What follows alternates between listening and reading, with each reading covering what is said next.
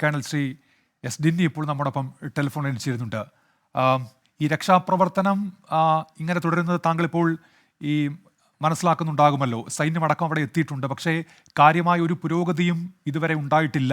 ഈ radar signal ലഭിച്ച സ്ഥലങ്ങളിലേക്കൊക്കെ തെരച്ചിൽ നീണ്ടു, പക്ഷേ ലോറി അവിടെ ഇല്ല എന്ന് കർണാടക സംസ്ഥാനത്തെ റവന്യൂ മന്ത്രി തന്നെ പറയുന്ന ഒരു സാഹചര്യമുണ്ട്. താങ്കൾ എങ്ങനെയാണ് ഈ തെരച്ചിലിനെ കാണുന്നത്? തീർച്ചയായിട്ടും നമ്മളും എല്ലാം പ്രതീക്ഷിച്ചത് ഇത് കരയിൽ തന്നെ കിട്ടും എന്നുള്ള ഒരു പ്രതീക്ഷയായിരുന്നു ഇന്ന് രാവിലെ വരെയും ഇന്ന് ഉച്ചവരെയും. പക്ഷേ റവന്യൂ മിനിസ്റ്ററിന്റെ ആ സ്റ്റേറ്റ്മെന്റ് ഞാനും കേട്ടിരുന്നു. 98% മണ്ണ് മാറ്റിയപ്പോൾ ഇപ്പോഴും ആ ട്രക്ക് അവിടെ ഇല്ല എന്നുള്ള ഏകദേശം കൺഫർമേഷൻ ആണ് അദ്ദേഹം തന്നത്.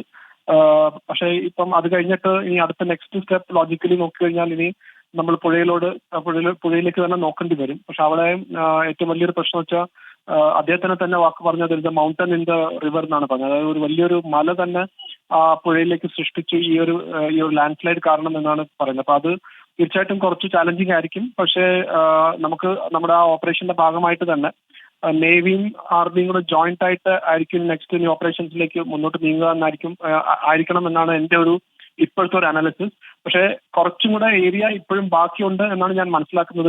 ഒരു ഫൈനൽ ക്ലിയറൻസിന് വേണ്ടി കരയിലുള്ളത്. അതിന്റെ ഒരു ഫൈനൽ ക്ലിയറൻസ് കഴിഞ്ഞിട്ട് മാത്രമേ നമ്മൾ നെക്സ്റ്റ് ഫേസ് ഓഫ് ഓപ്പറേഷൻ പുഴയിലേക്ക് കടക്കുമെന്നാണ് ഇപ്പം നമുക്ക് പറയാൻ സാധിക്കുക.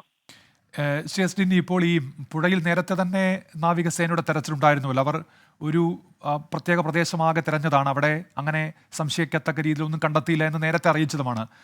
ഈ മണ്ണിനടിയിൽ ലോറി ഉണ്ടാകുമെന്നുള്ള കണക്കൂട്ടലായിരുന്നുവല്ലോ ഇതുവരെ. ഇപ്പോഴാണത് പൂർണ്ണമായും ഇല്ല, അല്ലെങ്കിൽ 90% അതിനുള്ള സാധ്യതയില്ല എന്നുള്ള തരത്തിലൊക്കെ ഇപ്പോൾ അവിടുത്തെ റവന്യൂ മന്ത്രി തന്നെ പറയുന്ന ഒരു സാഹചര്യം. അപ്പോൾ ഇനി വീണ്ടും വിശാലമായ ഒരു ഏരിയയിലേക്ക് ആ തെരച്ചിൽ മാറ്റേണ്ടി വരും, അത് ആർമിയും നേവിയും സംയുക്തമായി എന്നാണോ? അതെ, തീർച്ചയായിട്ടും അങ്ങനെ തന്നെ ആണ്. അതിനകത്ത് നേവിക്കാർക്കും ലീഡ് റോൾ ഇനി. കാരണം ആ പുഴയുടെ ഉള്ളിലേക്കുള്ള ഓപ്പറേഷന് നേവി തന്നെ ആയിരിക്കും ലീഡ് റോള്.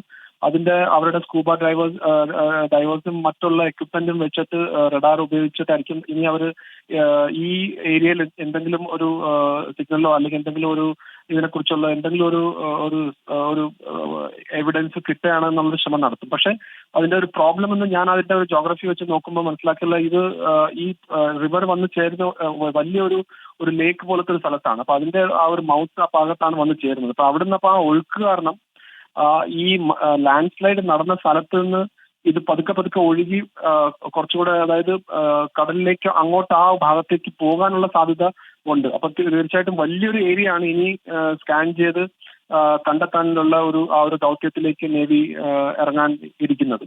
അതായത് ഇനി ഇപ്പോൾ നമ്മൾ കണക്കൂട്ടിയതിനേക്കാൾ കൂടുതൽ ഒരിക്കൽ കൂടി അല്ലെങ്കിൽ ഒന്നുകൂടി രക്ഷാദൗത്യം ദുഷ്കരമാകും എന്ന് വേണമോ കരുതാൻ, ശ്രീ എസ് ഡിന്നി? അബ്സല്യൂട്ട്ലി.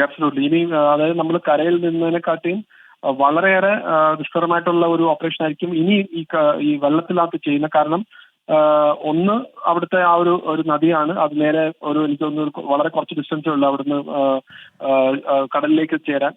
അത് മാത്രമല്ല നല്ല ആഴമുള്ള ഒരു നദിയാണ്.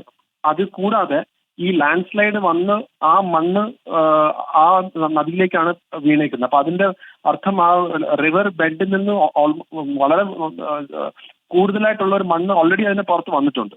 അപ്പൊ അതിന്റെ ഉള്ളിൽ നിന്ന് നമുക്ക് ട്രക്കിന്റെ സിഗ്നൽ കിട്ടാന്ന് വെച്ചാൽ വളരെ ഒരു ടഫ് ഓപ്പറേഷൻ ആയിരിക്കും. പക്ഷെ ഡെഫിനറ്റ്ലി നേവി അതിനുവേണ്ടിയുള്ള എല്ലാ കാര്യങ്ങളും ചെയ്യും എന്നാണ് എന്റെ ഒരു വിശ്വാസം.